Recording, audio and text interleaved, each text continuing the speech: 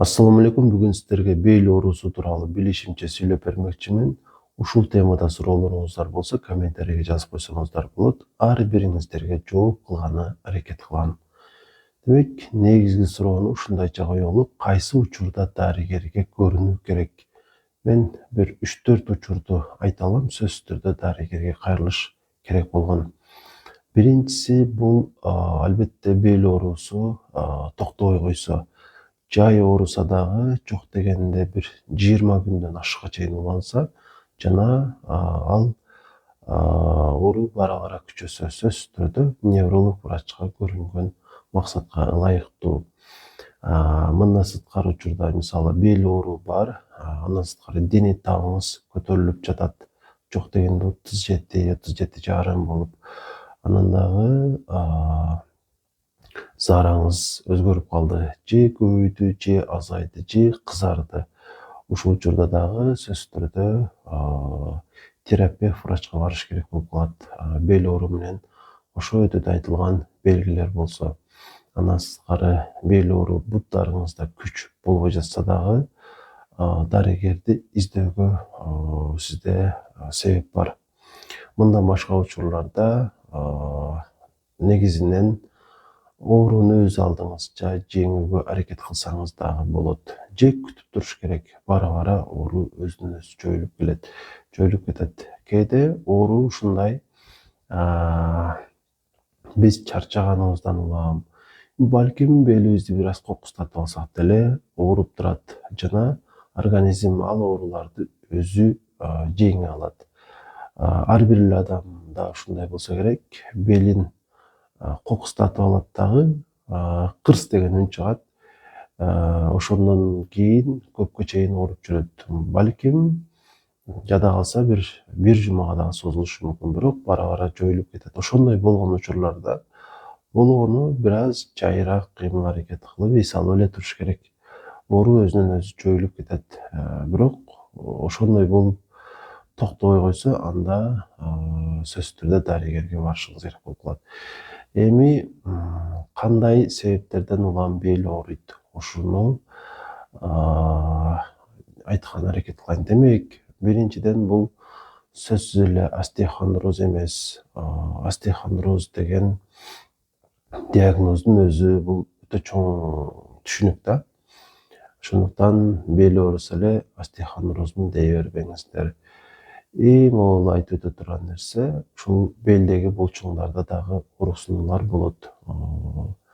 Ошол люмбалгия деп коебуз.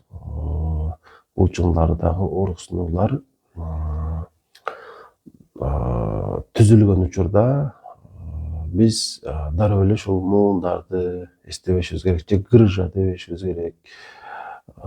Ушул булчуңдар деле оорушу мүмкүн. Бул учурда аны ушул ооруну жоюуга аракет кылышыбыз керек. Кандай ыкмалар бар, алдыда айтып өтмөкчүмүн. Негизги айтып кое турган нерсе, сөзсүз эле грыжа болгонуңуз үчүн, сөзсүз эле ушул протрузия болгонуңуз үчүн, же остеохондроз болгонуңуз үчүн бел ооруй бербейт.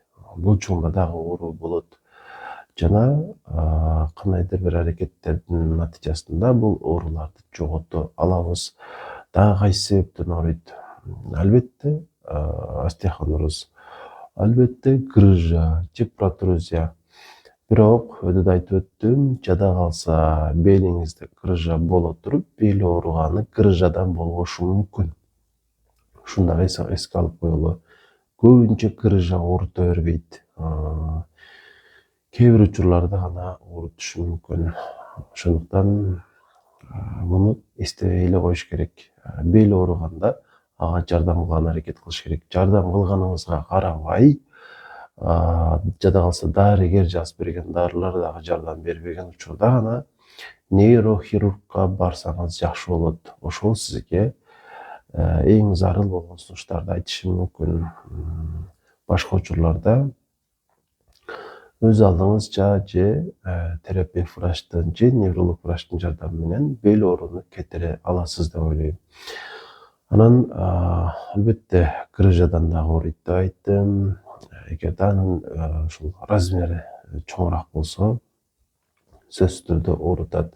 Бирок жада калса сиз гыржа болуп калганыңызга карабай, бир канча балким айлар, жылдардан кийин ошол гыржаңыз менен эле толук кандуу жашоо образды өткөрө турган абалга жетесиз, же башкача айтканда грыжа таптакыр оорутпай турган болуп калат. Бирок бул узакка созулуучу бир жараян болушу мүмкүн. Балким 1 жыл, балким бир канча жыл. Ошогочо сабыр кылышыңыз керек болот, эгерде оору өтө катуу болбосо. А эгер өлчөмү дагы чоң болуп, грыжанын дайым оорутуп турса, анда нейрохирург менен кеңешиш керек болуп калат. Протрузиядан дагы бел ооруйт. Жана ушул негизги себептер өйдө айтылып өттү. Ушул себептерден улам белде ооруксунуулар болот. Эми кандай жардам кылабыз? Жардам бул эң оболу ушул пациенттин жаш курагына да карасак болот да. Мисалы сиз 30-40 жада калса 50 жашка чейинки учурларда белиңиз ооруп жаткан болсо, анда сиздин кыймылыңыздын аздыгынан улам бел ооруп жатат деп тыянак чыгарсак болот. Ошондуктан гимнастика кылып көргөнүңүз жакшы. Ушул бел аркылуу аткарылуучу көнүгүүлөрдү көбүрөөк жасайсыз.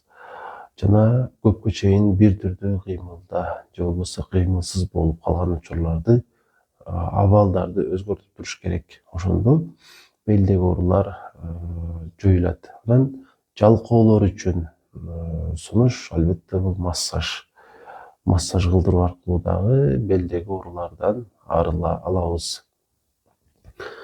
Анан эгерде массаж кылдырганыңызга карабай белдеги оору кетпесе, анда пластыр же өтө көп аталыштагы маздар бар. Өзүңүз билгениңизде ушул аптекадан алып сүйкөп көрсөңүз болот. Күнүнө 2 жолу, балким 5 күн, балким 10 күнгө чейин белиңизге сүйкөп көрөсүз дагы оору ошону менен калып кетиши мүмкүн.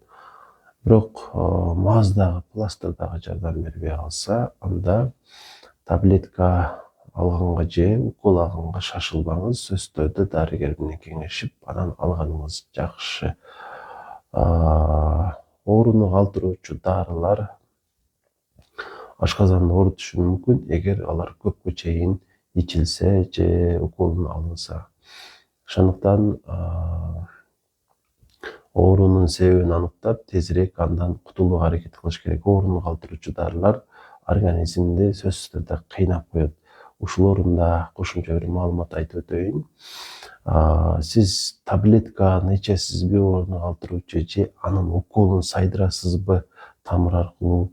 Экөөсү бирдей эле ашказанды оорутат. Анткени анын ошол ашказанды ичегилерди оорутуучу таасири кан аркылуу барат да. Түздөн түз слизистый оболочкага таасир этпейт. Ушуну эске алып коюңуздар. Ушул себептүү эгерде оору болсо, таблетка деле ооруну калтыра алат. Анан эгерде 5 күндөн узак убакытка ушул ооруну калтыруучу таблетка же уколдор жазылган болсо, сөзсүз түрдө ашказанды коргой турган таблеткалардан мисалы 0 база ичип турсаңыз жакшы болот. 2 жолу укол алган болсоңуз бир күндө, анда 40 миллиграмм ичсеңиз болот. 0 базаны эгерде бир эле жолу эртең мененки учурда укол алып жаткан болсоңуз, анда 20 миллиграммдыгын ичип турсаңыз болот. Таблетка уколдор бүткөндөн кийин кайра ингибитор протоновый помпа тибиндеги дарыларды, мисалы 0 базаны айтып өттүм, ичкен болсоңуз токтотуп кое бересиз. Бул таблетка албетте ашказан ооруган учурда дагы сунушталат. Ушундай учурда коргоо максатында дагы, мисалы кан басымынын дарыларын ичкен учурда, канды сұйылтуучу дарыларды ичкен учурда кошумча сунушталышы мүмкүн. Ошо катары ооруну калтыруучу дарыларды ичкен учурда дагы сунушталат. Дарылар бүткөндө муну дагы ичкенди токтотуп кое бересиздер. Анан өйдө айтып өттүм, таблетканы ичесизби же уколду аласызбы, бирдей эле таасир этет. Ошондуктан эгерде белде оору болгон болсо, ооруканага жатышым керек деп өзүңүзгө бир милдеттенме албаңыз, ооруканага жатканда дагы үйдө деле баары бир бирдей эле натыйжага жетишиңиз мүмкүн. Андыктан бир аз сабыр дагы кылыш керек болуп калат. Үйдө болсоңуз дагы көбүрөөк эс алып, анан дарыларды ичип жүрсөңүз жакшы болот. Бирок кээ бир учурларда үйдөгү дарыларды эч кандай майнап чыгарбашы мүмкүн. Ошол учурда балким жеке клиникага же болбосо мамлекеттик клиникаларга барып 10 күндүк дарылануудан өтсөңүздөр жакшы болот. Жалпысынан сиздерге айта алышым мүмкүн болгон маалыматтарды жеткирдим. Мындан аркысы суроо жооп аркылуу болот. Суроолор болсо комментарийге жазып кое бересиздер. Мен жоопторду ошол ар бир комментарийге жоопторду берип отурбайм. Доктор Аманбаев ошол Instagram баракчасын көргөн болсоңуздар, ошол жерде суроону алдын өдө жагына жазып, төмөн жагына жоопту жазып көрсөтүп коюп жатам. Андыктан доктор Аманбаев Instagram баракчасынан комментарийиңиздердин жоопторун ала аласыздар. Дагы бир орунду сиздерге айтпай кетипмин. Болезнь Бехтерева деп коет. Ушул ооруда дагы албетте бел ооруйт. Жана бул ушул бел ооруларынын ичинен эң эле бир опурталдуусу десем жаңылышпаган болом. Андыктан сак болууга үндөмөкчүмүн.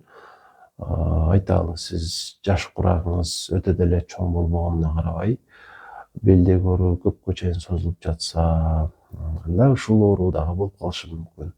Невролог менен кеңешиш керек. Балким томография, балким МРТ, томография кылышыңызга туура келеттир. Ошондуктан кылдат карап коюш керек кээ бир учурларда бел ооруга дагы. Жалпысынан ушундай. Тынч болуңуздар. Эгерде ушул каналга катталган эмес болсоңуздар, сөзсүз түрдө подписацияны басып коюңуздар. Сиздерге тастыкталган медицинанын маалыматтарын үзгүлтүксүз жеткирип туруучу баракча экендигин унутпаңыздар.